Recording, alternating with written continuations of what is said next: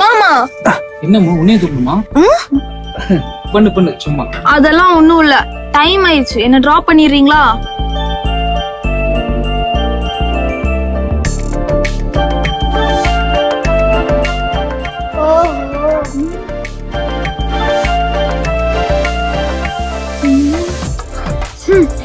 நீங்க ரெண்டு பேரும் ஃபீல் பண்ணதெல்லாம் போதும், எனக்கு டைம் ஆச்சு, வந்து என்ன டிராப் பண்ணுங்க.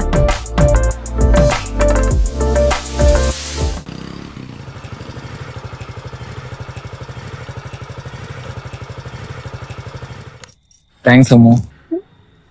நீ மட்டும் இல்லைன்னா இதெல்லாம் நீ நடந்திருக்காது. உங்க அக்காவை என்கிட்ட பேசிருக்க மாட்டா. நான் என்ன மாமா பண்ணேன்? அவளோட பர்த்டே மட்டும் தானே உங்ககிட்ட வந்து சொன்னேன். இன்னைக்கு மட்டும் இல்ல, மேரேஜ் ஆனதுல இருந்தே நீங்க அவளுக்காக என்னெல்லாம் பண்ணிருக்கீங்க, இப்படி எல்லாம் பாத்துக்கிட்டீங்க. எனக்கு என்னமோ அவ ஒன்னும் எனக்காகவும் உங்ககிட்ட வந்து பேசல, பர்த்டே செலிப்ரேஷன் நடந்ததுக்காகவும் பேசல.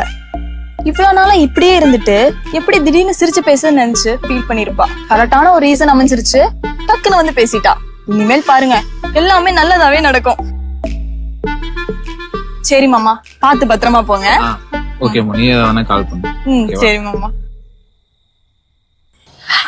மாமா, எனக்கும் அக்கா மாதிரியே சேம் டவுட் மாமா. எதை பத்தி கேக்குற? நீங்க அக்காவை இப்படி பாத்துக்கிருக்கோம், அவளுக்கு இவ்ளோ லவ் கொடுக்கறக்கும் என்ன காரணமா இருக்கும்னு. அதான் பதிலையும் நீயே சொல்லிட்டிய. இல்ல புரியல. எல்லாத்துக்கும் காரணம் லவ் தான். உங்க அக்கா கிட்ட இருந்து எனக்கு அது கிடைக்குமாங்கிறது தெரியாது. ஆனா கிடைச்சாலும் கிடைக்காட்டியும் உங்க அக்கா மேல உள்ள லவ் எனக்கு கொஞ்சம் கூட குறைய போறது கிடையாது. எப்படி மாமா உங்களால மட்டும் இப்படி இருக்க முடியுது? கம்மியா அத நான் லவ்ங்கிற வார்த்தைக்குள்ள சொல்ல விரும்பல. இங்க பாருங்க, ஒவ்வொருத்தருக்கும் ஏதோ ஒண்ணு மேல பைத்தியம். எனக்கு உங்க அக்கா மேல.